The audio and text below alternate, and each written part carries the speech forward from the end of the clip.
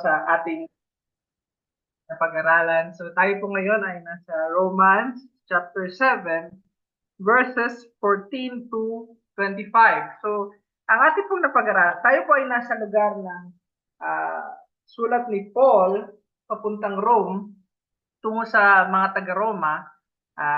Kung maalala po natin, ang kanyang sulat ay nakasentro po sa magandang balita. So yung Romans 1:17, for I am not ashamed of the gospel because it is the power of God unto salvation.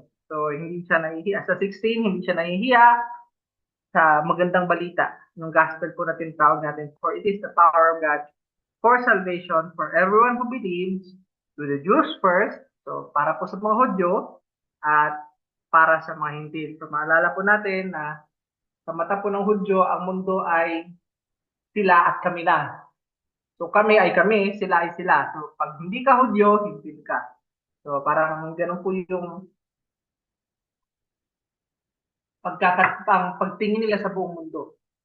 So meron po silang tawag diyan, meron po silang identity dahil po sila yung mga tao na tinuring ng Diyos na kanya. Kasi po sila ay niligtas galing sa Egypt. So, yun po yung so magandang balita. Tapos ni-reason out po ni Paul na yung magandang balita ay para sa lahat. Dahil sa kondisyon ng tao na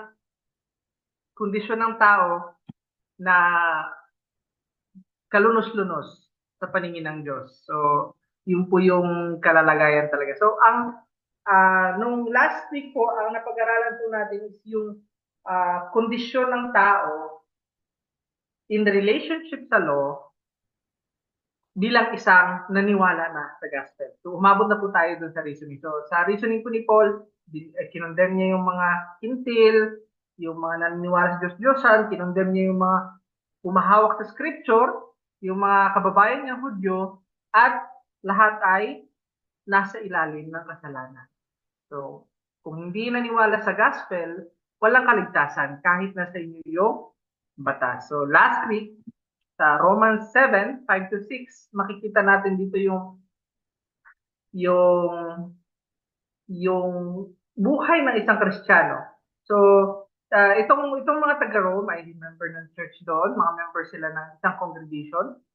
So, ang sinasabi ni Paul sa Romans 7:5-6, for while we were living in the flesh, our sinful passion, arised by the law, were at work in our members to bear fruit for death. So, yun po yung law na wala si Jesus Christ, yung tingin nila sa law is para hagdan kung saan pwede nilang abutin yung Diyos. So, pero yung sinful passion po nila is yung nag-overcome. Kumbaga sabihin natin, mabuti yung gawa mo, pero matibig mo hindi. Parang ganun po yung nangyari.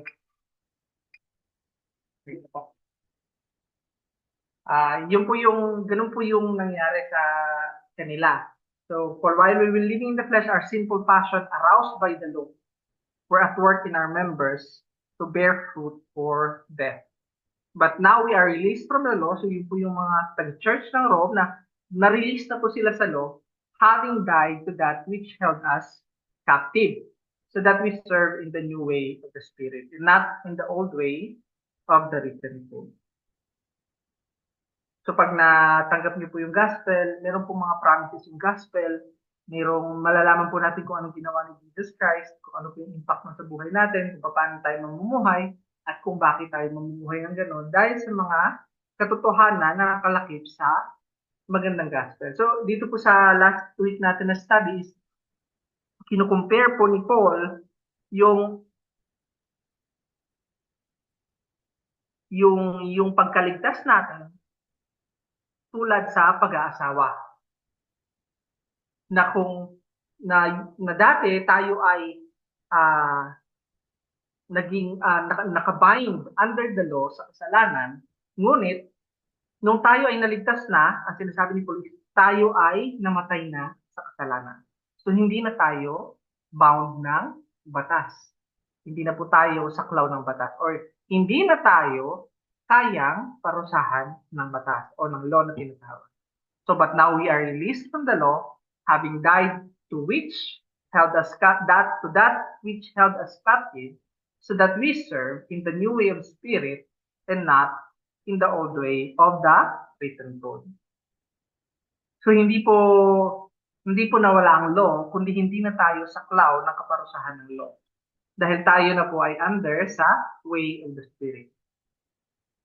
So sa Romans 7, verses 10 to 12, isa naman pong comparison. The commandment that promised life the commandment that promised life proved to be death to me.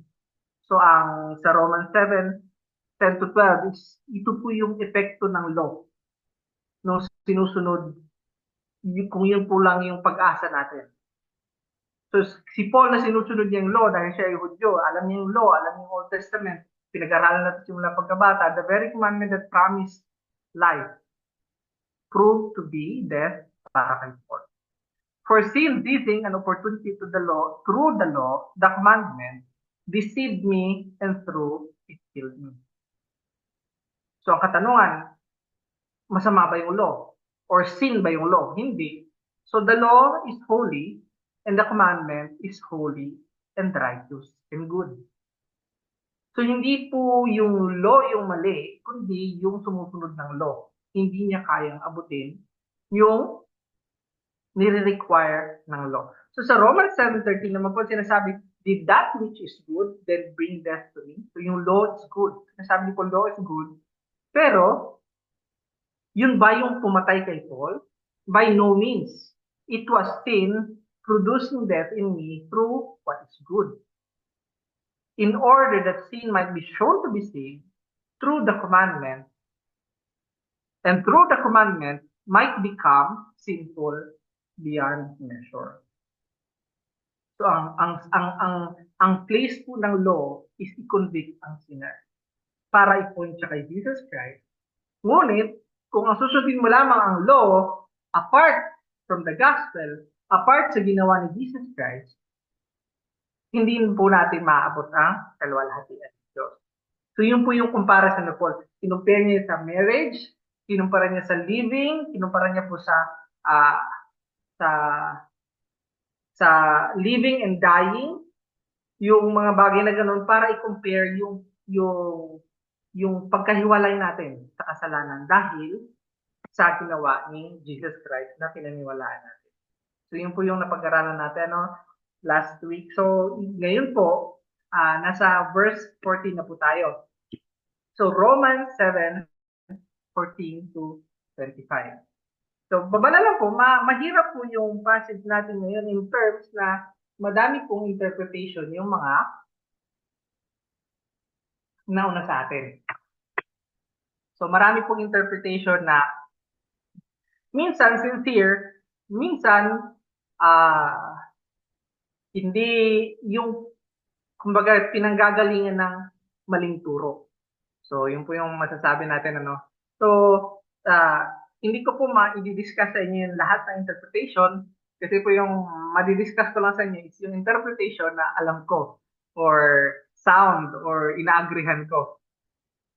So meron pong tatlong interpretation. Ang sinasabi po ng iba is ito daw po ay tungkol sa isang makasalanan. So hindi pa converted. So meron naman po nagsasabi na ito daw ay si Paul yung Pharisaical days, nung Phariseo pa si Paul. Parang ganun yung sinasabi niya. Pero ang pangatlong option po is, kung ito ba ay totoo sa isang Kristiyano. So yun po yung contention sa ating passage ngayon. So may iba-iba siyang interpretation. So ako po ay nakastand dun sa third, na ito ay struggle ng isang Kristiyano. So nabasa natin sa Tagalog kanina yung ating pasahe. So ngayon naman po sa English, sa Tagalog ko na din lang. So verse 14, for we know that the law is spiritual, but I am of the flesh, sold under sin. So ano pong ang sinasabi po ni Paul is, for we know the law is spiritual.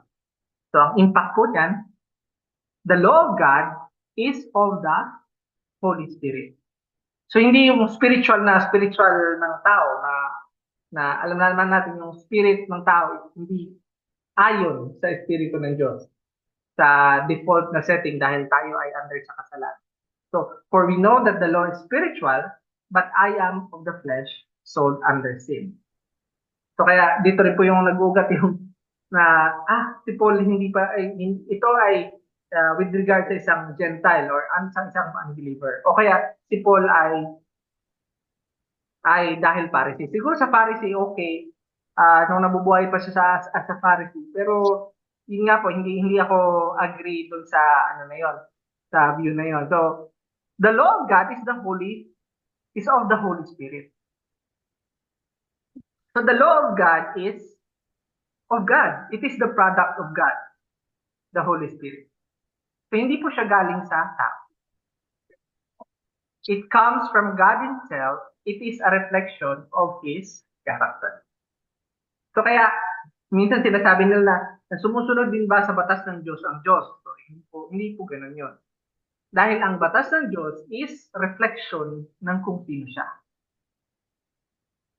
Yun po yung God's law. So makikita natin do not, pero yun po yung reflection, yun po yung statement ng kung ano yung character ng Diyos.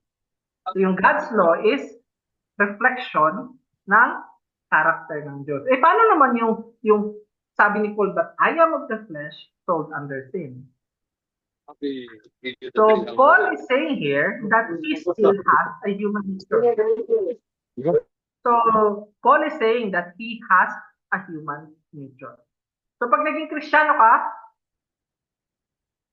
naniwala ka sa gospel, may nabago sa sarili mo, binigyan ka ng Diyos ng pusong laman, hindi na ng pusong bato. Pero nandito pa rin tayo sa ating katawang lupa. So Paul is saying that here that he is still has a human nature, a sinful human nature. So pag naging Kristiyano po tayo, hindi na tapos kagad ang laban na banal na kagad tayo. Kaya may tinatawag tayong justification, sanctification, glorification. So yun po yung sinasabi ni Paul dito. Hindi na sinner na siya, kundi may parte siya na gusto pa rin magkasala. So yun po yung, but I am of the flesh, sold under sin. So aking po pananaw is, si Paul ay Christian na. At nakaka-relate po ako dito na may mga nagkakamali po ang isang Kristiyano at nagkakasala po ang isang Kristiyano. Pero meron pong grief, meron pong pagsisisi or repentance. Alam nating nagawa natin ang kasalanan na yun, pero hindi natin siya nais. So katulad nga na sinabi ni Paul, for I do not understand my own actions. So hindi siya nagme-make sense. Alam mo na-recognize mo at nagpasailalim ka na ang Diyos ang dapat sundin at mahal mo ang Diyos at may relasyon ka sa Diyos, pero nagkakasala ka pa din. So sabi ni Paul, for I do not understand my own actions. Hindi siya nagme-make sense. Hindi siya dapat na nangyayari, pero nangyayari. Sa verse 15, for I do not do what I want. So iniisip niya, gusto yung gumawa na mabuti, but I do the very thing that I hate. So the Apostle Paul is saying here that my actions are not consistent with my being a new creation. So pag tinanggap na natin yung gospel at binasa natin yung salita ng Diyos, ang sinasabi ng Diyos na ikaw na ay may bagong puso. Ikaw na ay bagong nilikha ng Diyos. Pero, nagkakasala ka pa din. So feeling mo at sa pagkaunawa mo, okay yung ginawa mo, pero binasa mo yung scripture, mali pala. So mali pala ang mag-chismis, mali yung gossip, mali yung division, mali yung dishonest, pero noong una, hindi mo alam na kasalanan yun. Pero nung nalaman mo na kasalanan yun, minsan nagagawa mo din. Diba? So, the Apostle Paul is saying here, my actions are not consistent with my being new creation. They are out of accord with it. Hindi nakaayon sa aking isip. That is why he can even say, I don't understand them. Di ba? Verse 15, for I do not understand my own action.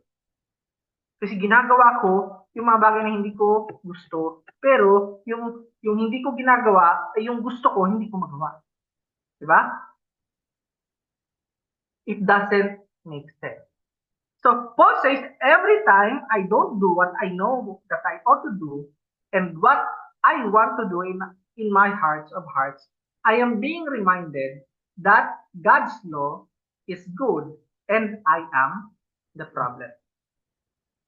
So verse 16, now if I do what I do not want, I agree with the law. So nung ginawa ko yung mga hindi ko gustong gawin, ako'y naniniwala na ang batas, ang law of God, is good, that it is good. So now it's no longer I who do it, but sin that dwells in me. So minsan, pag binasa po natin ito, tingnan natin, parang nililigtas ni Paul ang kanyang sarili. Na parang off the hook na siya kasi hindi siya yung gumagawa. No? Hindi po yun ang ibig sabihin po. So hindi po niya nililigtas ang sarili niya, accountable po tayo sa ating kasalanan. Accountable po tayong lahat sa ating ginawa.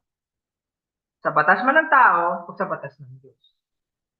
So nandun po yun. Hindi itong statement po na Paul nito, hindi niya nililigtas ang sarili niya dahil nasa katawang lupa ako, yung katawan ko yung gumagawa. Hindi po.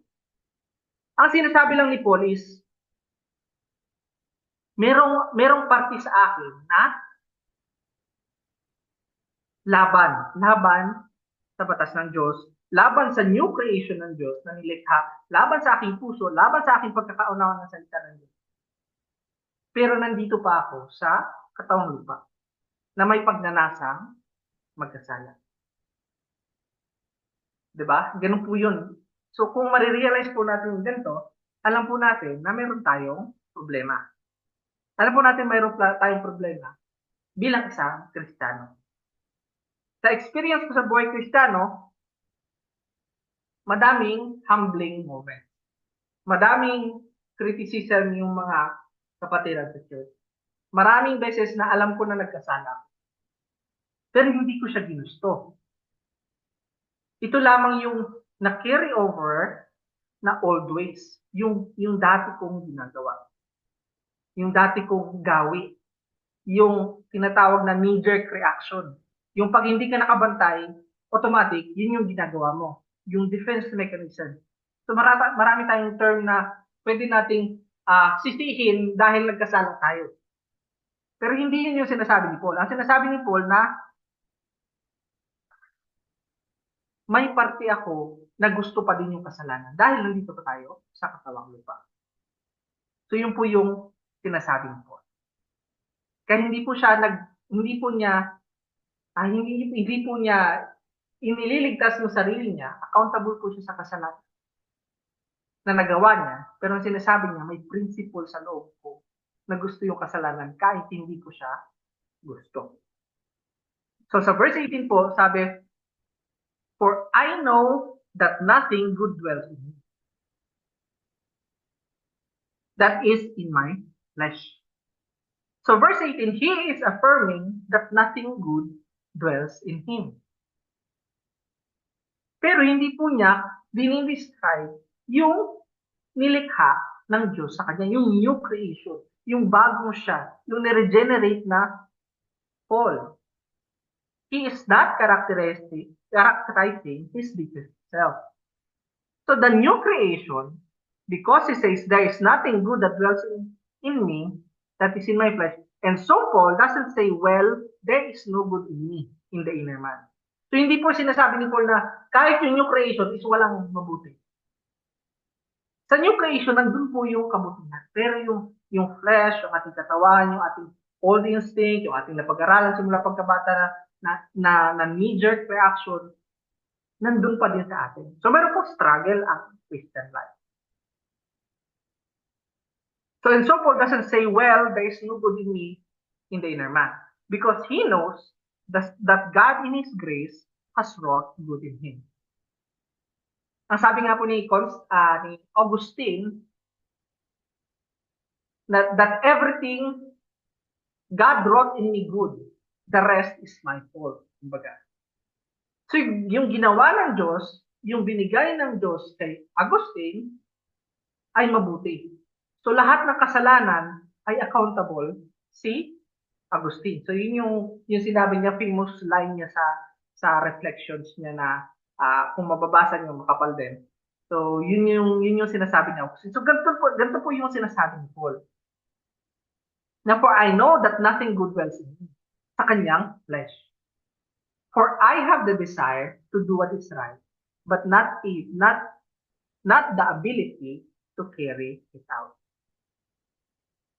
Verse 19, for I do not do good, I do not do the good that I want, but the evil I do not want is what I keep on doing. So verse 19, ang sabi, I don't do the things that God tells me to do. I do the things that God tells me not to do. So both in my not doing and those things that I ought to do, and in doing those things that I ought not, I show that I lack goodness. So makikita po natin sa verse 19 na pinapakita po ni Paul na meron siyang lack of goodness or disobedience sa mga bagay na hindi niya ginagawa. At sa mga bagay na kanyang ginagawa. So kung Englishin po natin, ito yung sin of commission. Yung mga kasalanang nagagawa ng isang Kristiyano. Sin of commission. Ginawa mo, commission. Meron naman po kasalanan na sin of omission. Mga bagay na dapat natin gawin, pero hindi natin nagagawa. So disobedience din po yun. So ginawa mo isang bagay na mali, disobedience, hindi mo ginawa yung bagay na mabuti na inuutos ng Diyos, yun din po ay disobedience. Yun din po ay sin. So mahirap i-interpret yung salita ni Paul, nagreklamo nga si Peter, na yung prophecy ni Paul ay mahirap intindihin. So madami din pong mga theologian na divided sila sa ganito. Pero yun nga po yung in-explain ko yung pagkaka-explain ko sa inyo, yung alam kong nakalinya sa magandang balita. Alam kong madami nang nag-agree at saka hindi mahirap ipaliwanag habang binabasa mo yung ibang parte ng Biblia o habang pinamumuhay mo ang gospel. Sa aking pong experience sa Christian life is meron pong conflict. Merong mga bagay na dapat gawin na hindi ko pa nagagawa. So meron pong struggle with sin. So verse 20, now if I do what I do not want, it is no longer I who do it, but the sin that dwells within me. First, the very fact of presence of sin in his life, yung presensya po ng kasalanan sa buhay ni Paul is proof that there are two principles at work in the believer. So meron pong dalawang prinsipyo na gumagana sa loob ng isang mananampalataya. So his deepest self, yung kanyang inner man, yung binigyang buhay ng Diyos, yung bagong creation. His deepest self is the product of God and grace and union with Christ. Ito yung taong ginawa ng Diyos sa loob ng isang hindi mananampalataya. Ito yung binuhay ng Diyos. Ito yung inner man. Which is siya yung nag-iisip ng bagay na tungkol sa Diyos and is characterized by Christ, the Spirit, and the law of God. But on the other hand, the flesh, the sinful nature, is characterized by sin. Yung pagiging makalaman natin is nandyan pa din kasi hindi pa tayo nakakaalis sa mundong ito. So that is the first thing that Paul makes it clear. So sa verse 19 pala, makikita natin na yung kasalanan niya is yung mga bagay na hindi niya ginawa na mabuti, na dapat na gawin ng utos ng Diyos, pero yung mga bagay na ginawa niya na masama is pareho kasalanan. So nandun po talaga yung yung conflict. Kaya po pa ipapaliwanag po natin na merong struggle ang isang Kristiyano. So sa verse 20 pa din po, secondly, notice how he refers to sin here. It is almost as if it is an alien force. So parang hindi na to kasama sa kanyang pagkatao pero nandun pa din. So he is not again doing that in order to try and get himself off the hook. So hindi po ginagawa ni Paul itong mga kasalanan ito itong hindi po ginagawa ni Paul sinulot ni Paul tong verse na to para i-excuse yung kanyang mga kasalanan. So dapat malinaw po tayo doon. Kasi po yung ibang nagtuturo is sinasabi nila na kailangan mong ma-attain yung higher level ng Christianity. Kailangan mong ma-attain yung hindi ka na nagkakasala.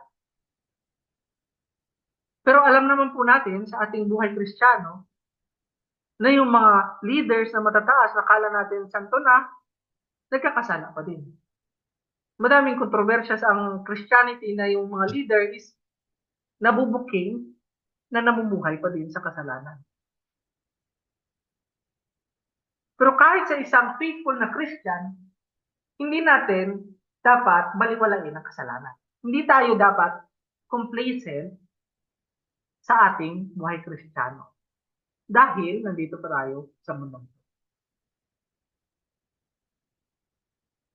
So hindi po ni Paul nililigtas sa kanyang sarili, pero hinuhold pa din niya na accountable ang kanyang sarili sa mga kasalanan kanyang nagagawa.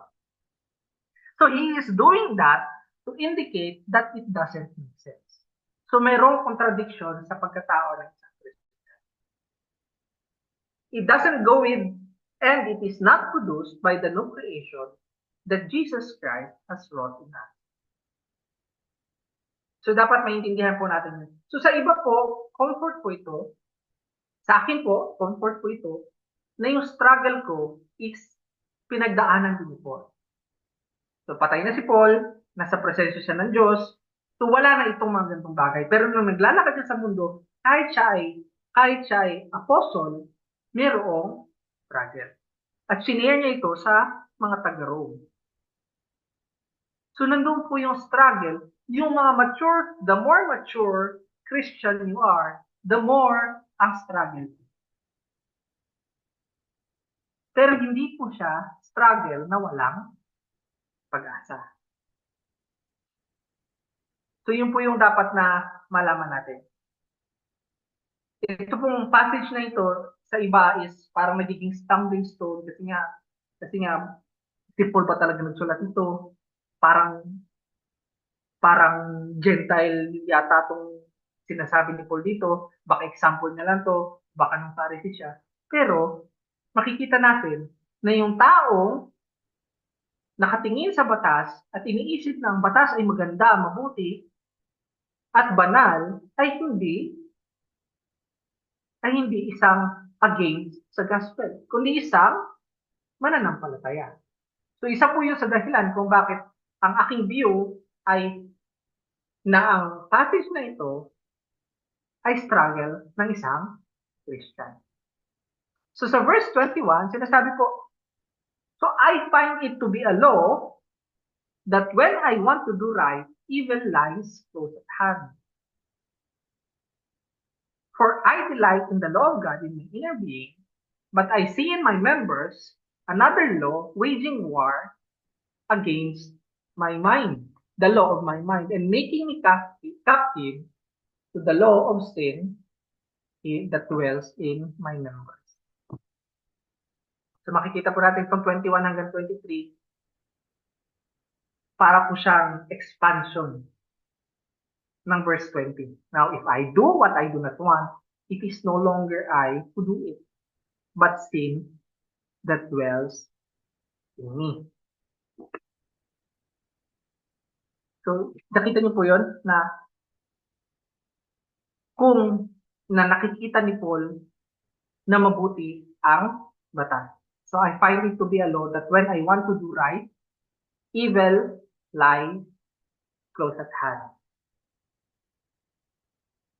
So, makikita po natin to, no, na ang sinasabi nila, the Christians take heed lest you fall. So, bantayan po natin ang mga sarili, ating mga sarili, na hindi tayo magkasala. Dahil kahit tayo ay sumusunod, kung hindi tayo nagmamatsyag, tayo ay maaaring magkasala. So, minsan po sa church or sa mga magkakaibigan o sa magkakapatiran, meron po tayong sense of false security na hindi mangyayari sa atin yan. Nahulog ang isang kapatid sa kasalanan, kasi ganito yan, ganito. Lagi siyang nandoon, lagi siyang ganyan. So, huwag po nating isipin na sa kanila lang pwede mangyari yun. So, tayo din po ay mag-ingat, panatilihin natin ang ating pag-aaral ng Biblia, ipamuhay po natin kung anong tinuturo ng Diyos, alam natin kung ano ang ating pag-asa, alam natin ang gospel, alam natin ang promises ng gospel, alam natin yung assurance natin, alam natin yung destination natin. So I find it to be a law that when I want to do right, evil lies close at hand.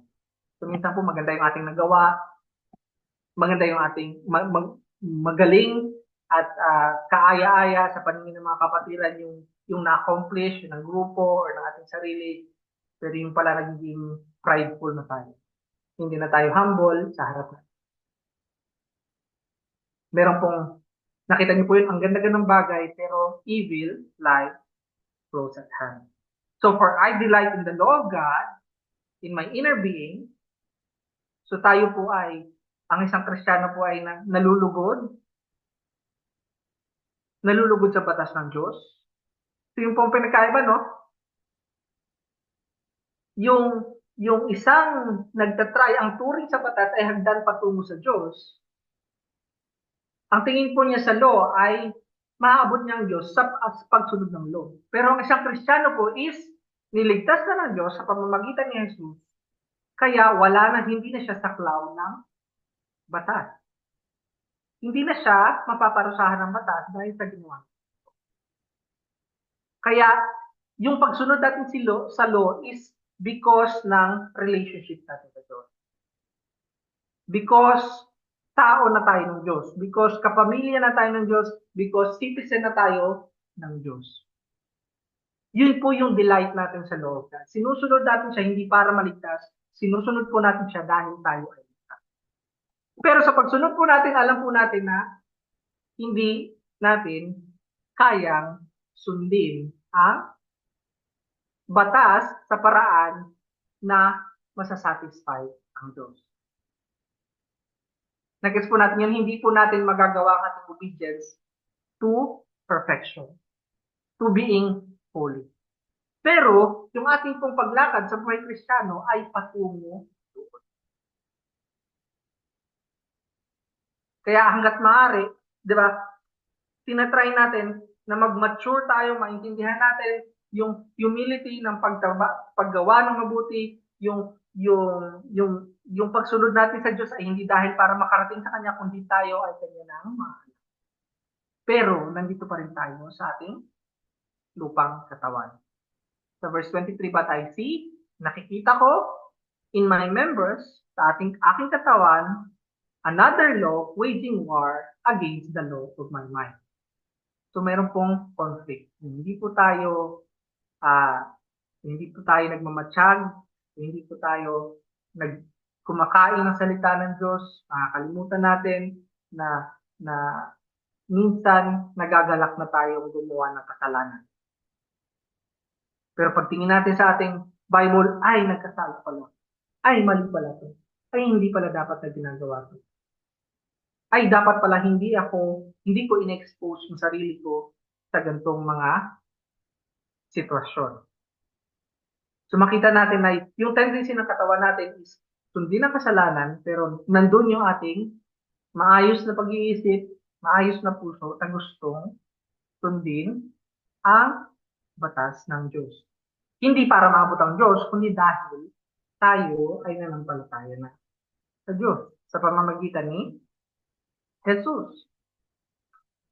Kaya nga ito sa verse 24, wretched man that I am, who will deliver me from this body of death? So sabi ni Paul, ako ay miserable. Sino ang magdi-deliver sa akin sa ganitong kondisyon? So, Paul is miserable because the believer just doesn't want to be forgiven. Nakuha niyo po yun? Si Paul ay miserable dahil bilang isang mananampalataya, siya hindi lamang niya gusto na mapatawad sa kanyang kasalanan. The believer wants to be rid of sin. Hindi lamang gusto ni Paul na mapatawad siya sa kanyang kasalanan, kundi maalis siya sa presensya ng kasalanan. So the believer wants to live in a state in which we are free not only from the domination of sin, but from the presence of sin. So bilang may puso na nagmamahal sa Diyos, ang isang Kristiyano ay hindi lamang gusto na mawala siya sa kontrol ng kasalanan. Hindi lamang gusto ng isang mananampalataya at mahal ng Diyos na mawala siya sa paghahari ng kasalanan, sa domination ng kasalanan, but from the presence of sin. Gusto niya wala ng kasalanan. So yun naman po yung gusto natin, di ba? Na hindi na tayo makasakit dahil sa ating kasalanan. At ayaw din po natin masaktan dahil sa kasalanan ng iba na nakapaligid sa atin. So alam mo naman po natin na ang kasalanan ay nagbubunga ng kamatayan. Pero bago ang kamatayan, madami pang nagagawa ng kasalanan. Sinisira ang relasyon, sinisira ang pagkakaibigan, sinisira ang relasyon sa mga kapatiran sa simbahan, sinisira ang relasyon natin sa Diyos. So kahit hindi po natin yung kasalanan, hindi po tayo exempted sa epekto ng kasalanan. So bilang isang mananampalataya ng Diyos, hindi lamang gusto natin ang forgiveness, yung napatawad tayo, gusto din po natin na mawala sa presensya ng kasalanan. Pero tayo po ay nasa ating katawang lupa pa din. Tayo ay nasa mundo pa din. Hanggat hindi tayo kinukuha ng Diyos, tayo ay may struggle sa kasalanan. Si Paul ay miserable kahit siya ay apostol. Alam naman natin yung pinagdaanan ni Paul. Alam naman natin yung sinakripisyo ni Paul para lang maikalat ang magandang balita. On the other hand, mahal niya ang Diyos, kaya niya ginagawa ito, pero hindi nawawala yung struggle with sin. At yun po ay common din sa buhay nating mga Kristiyano. So, in a sense, dapat ma-encourage tayo na yung struggle natin sa sin is hindi hopeless. Kasi sa verse 25, ang sabi, thanks be to God through Jesus Christ our Lord. Salamat sa Diyos sa pamamagitan ni Jesucristo na ating Panginoon. So si Paul ay miserable, hindi niya lamang gusto na mapatawad siya sa kanyang kasalanan, kundi gusto niya maalis sa presensya ng kasalanan. At sino ang pag-asa? So Paul, even in reminding us of the ongoing struggle of the believer with sin, is also reminding us again that salvation has to be by grace. So, thanks be to God, salamat sa Diyos, through Jesus Christ our Lord. Bakit? Dahil, napag-aralan nga natin sa church, na God planned to save us And Jesus Christ saved us, redeemed us, and the Holy Spirit sealed us. So sa pamamagitan ni Jesus Christ, na-accomplish yung salvation na pinlano ng Diyos, na pinredestine ng God the Father. So, Paul even reminding you of ongoing struggle of the believer with sin is also reminding you again that salvation has to be by grace. Grasya ng Diyos ang ating kaligtasan. Grasya ng Diyos ang ginawa ni Jesus, grasya ng Diyos sa kapatawaran, at grasya din ng Diyos yung assurance natin, yung hope natin. Because our law-keeping, yung pagsunod natin sa batas ng Diyos, bilang tao ng Diyos, will never ever measure up to what we know the law demands. Ang dinidemand ng law ay perfection. Kumbaga, sa Ten Commandments, kailangan perfect yung pagsunod sa 10. Pag nag-covet ka, which is the last commandment, binabasag mo na or dinidisobey mo na yung buong 10. Ganun po yung pagsunod sa law. Hindi po natin kayang gawin. Hindi po kaya ng mga ninuno ng mga Israelita, hindi po kaya ng mga Hintil, pero ginawa ni Jesus para sa atin yung pagsunod na hindi natin kayang gawin. So thanks be to God, to Jesus Christ, our Lord. So then I myself serve the law of God with my mind, but with my flesh, I serve the law of sin. So Paul summarizes for us the two great principles. First, believers, mature believers, still struggle with sin. So minsan po, ang naiisip ng ibang bagong Kristiyano is, bakit mas lalo ako nahihirapan? Ang hirap namang iwanan ng mga luma kong kaibigan. Ang hirap namang baguhin ang aking sarili. Bakit lagi pa rin akong natetempt ng ganito? So encouragement po na hindi lamang yun, hindi lamang porkit bago ka is ikaw ang maghihirap. Kundi yung kahit yung mga believers, kahit si Paul, mga mature believers, still struggle with sin.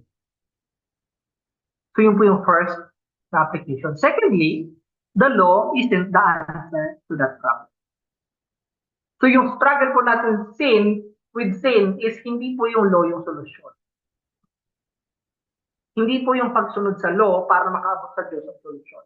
In fact, it is part of the problem when we are apart from Christ. So, take note po ha. The law isn't the answer to the problem with our struggle with sin. In fact, it is part of the problem when we are apart from Christ. Kung hiwalay tayo kay Kristo, tinatry natin maabot ang Diyos sa pamamagitan ng pagsunod sa law, ang makukuha lang natin ay kamatayan. Dahil hindi pa tayo hiwalay sa law. Paparusahan pa din tayo ng law of God. Dahil ang nire-require ng obedience ay perfection, holiness, yung pagsunod na karapat-dapat at nakalulugod sa mata ng Diyos. So when we are apart from Christ, Satan uses the law as the weaponry of sin against us. So kung apart tayo kay Jesus Christ, ang law ang nagkukundina sa ating mga kasalanan. Pero kung tayo ay naniwala sa matuwid na buhay ni Jesus, sa kanyang sakripisyong kamatayan sa cross, sa kanyang muling pagkabuhay at pag-akyat sa kanang kamay ng Ama, meron tayong kasagutan. Hindi na tayo sumusunod sa law dahil takot tayo sa kaparusahan ng law, kundi sumusunod tayo sa law dahil alam natin ito ang nakalulugod sa Diyos. At yung kaparusahan ng law sa ating mga kasalanan ay tinanggap na ni Jesus sa kanyang pagkamatay sa krus. So, sino ang kasagutan natin? Ang kasagutan natin ay Jesus, si Jesus Christ. Ang kasagutan natin ay ang tinanggap natin gospel. So, nandoon yung struggle with sin. Nandoon yung nagkakasala ang isang Kristiyano. Pero ano sabi ng Diyos? Na pwede kang lumapit at humingi ng tawad. Pwede kang lumapit at humingi sa Diyos ng tulong na talikuran ng kasalanan. Yun po ang pinagkaiba natin sa hindi mga mananampalataya. Na sila ay tinatry na abutin ng Diyos sa kanilang pagsunod. Kundi tayo ay naniwala sa binigay ng Diyos na grasya, sa binigay ng Diyos na magandang balita. Kaya tayo sumusunod sa batas ng Diyos. Dahil tayo ay mga tao ng Diyos. Tayo ay tinuturing ng Diyos na kaibigan. Tayo ay na-reconcile sa Diyos. So, dito po nagtatapos ang ating passage, pero kailangan po natin makita na itong struggle na ito ni Paul as a mature believer, na kahit sa kanyang apostol. Siya yung isa sa pillar ng church after kay Jesus Christ. Pero meron siyang struggle sa kasalanan. Hindi siya katulad ni Jesus Christ na walang kasalanan, namuhay ng righteous na pamumuhay. Yung pagsunod na yung kanyang active obedience, ang pagsunod sa Diyos, at saka yung passive obedience, yung hinayaan niyang siya ay mapunta sa cross. Yun ang perfectong pagsunod sa Diyos. Yun yung nag-iisang pagsunod ng isang tao, nag-iisang tao na walang kasalanan, pumunta sa cross para mamatay. At yun yung pagsunod na kinalungguran ng Diyos. Yun yung pagsunod na hindi natin kaya. Ngunit yun yung pagsunod na ibinigay na sa atin ng Diyos. Yun yung katuwiran na ibinigay sa isang naniwala sa ginawa ni Jesus sa cross. Naniwala sa gospel. Paano po ba yung gospel? So, lagi natin inuulit, pero sana huwag tayong magsawa. So, ang ginamit ko pong passage ngayon is Philippians 2, 5-8. So, having this, ito rin po ay sulat ni Paul tungo sa mga taga-Philippians. So, having this mind among yourselves, which is yours in Jesus Christ, so para po ito sa mga Christian sa Philippi, at since ito ay sulat ni Paul para sa mga Christians, ito rin po ay para sa atin. So, having this mind among yourselves, which is yours in Jesus Christ, so ito yung pag-iisip ng isang Kristiyano. Yun ay si Jesus, though he was in the form of God, did not count equality with God a thing to be grasped. So si Jesus po ay anak ng Diyos. Bago pa natin nalaman na siya ay si Jesus, siya ang anak ng Diyos na nasa tabi ng Diyos. Yung pagstay sa lugar ng Diyos Ama ay hindi pinanghawakan ni Jesus. Did not count equality with God a thing to be grasped. Hindi niya kinapitan, but emptied himself by taking a form of a servant. So si Jesus ay bumaba. Bilang Diyos, bumaba siya sa kinapupunan. Pinanganak. By taking a form of a servant. Naging tao. Being born in the likeness of man. And being found in human form, so naging tao na siya, he humbled himself by becoming obedient to the point of death. Even a death on the cross. So nagpakumbaba si Jesus sa kanyang pagkatao kahit na pumunta pa siya sa cross at nangyari na yun. Becoming obedient to the point of death, even death on the cross. So yun po yung magandang balita na itong ginawa na ito ni Jesus ay naging kalugod-lugod sa mata ng Diyos Ama. At dahil po sa ginawa ni Jesus, meron pong kapatawaran na i-offer sa atin. Yun po yung magandang balita. So kung meron po sa atin na hindi pa tumatanggap sa magandang balita ni Jesus, ito po yung magandang balita ni Jesus na kung tayo ay ilalagak natin ang pananampalataya natin kay Jesus, na ipagkakatiwala natin sa Kanya ang ating buong pagkatao, ang ating pong mga nagawang kasalanan ay may kapatawaran. Meron po tayong kaligtasan. Dahil ang alternative po natin is yung kasalanan po natin ay pagbabayaran natin at ito ay susukatin sa batas ng Diyos. Sa Romans din yung pinag-uusapan natin na lang yung law is leading to death. So apart from Christ, leading to death. So anong nangyari kay Jesus? Verse 9, therefore God has highly exalted him and bestowed on him the name that is above every name. So that at the name of Jesus, every knee should bow in heaven and on earth and under the earth, and every tongue confess that Jesus Christ is Lord, to the glory of God the Father. So makita po natin dito na yung ginawa ni Jesus, yung pagkapanganak ni Jesus, pamumuhay na matuwid ni Jesus, yung sakripisyong kamatayan ni Jesus ay to the glory of God the Father. Kinaluguran ng Diyos Ama. Kaya kung sino man ang mananampalataya kay Jesus ay may kapatawaran. Yun po yung trend ng buong New Testament na yung kaligtasan na dinidescribe sa Old Testament ay ginawa ni Jesus.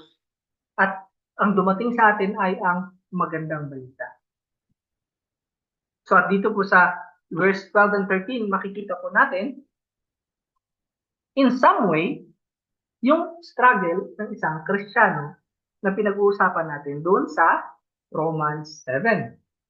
So therefore, my beloved brother, itong sabi niyo po sa mga taga-Philippians, mga minamahal ko, as you have always obeyed, gaya ng lagi niyong pagsunod. So now, not only as in my presence, hindi lamang pag nandyan ako, but much more in my absence, work out your own salvation with fear and trembling. Pagtrabahuan ninyo, work out, ilabas ninyo ang inyong kaligtasan ng may takot at panginginig. Kumbaga, ang journey ng isang Kristiyano ay hindi madali.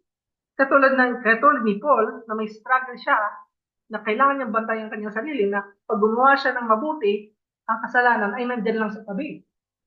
So work out your own salvation with fear and trembling. Yun po yung buhay ng Kristiyano. Ang justification po is yung pagdideklara ng Diyos Ama na tayo ay matuwid. Ang sanctification po yung pagbabago ng ating pagkatao para tayo ay maging matuwid. Pero hindi po natin ito ginagawa na walang assurance. Kasi sa verse 13, for it is God, ang Diyos mismo, ang nagtatrabaho sa atin. Both to will. Para mahalin ng Diyos, para mahalin ang ating kapwa, para gumawa ng mabuti ng tao sa ating puso. So, both to will.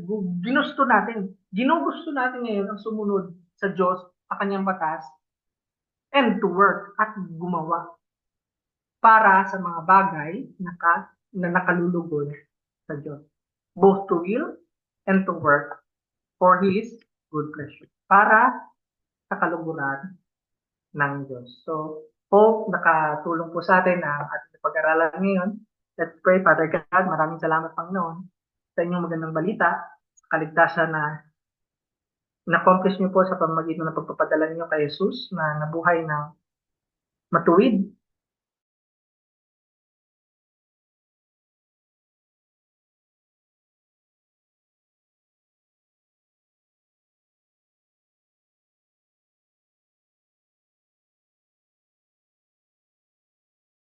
Bigyan niyo kami ng puso, to will, para gustuhin at gawin ang inyong kaluguran.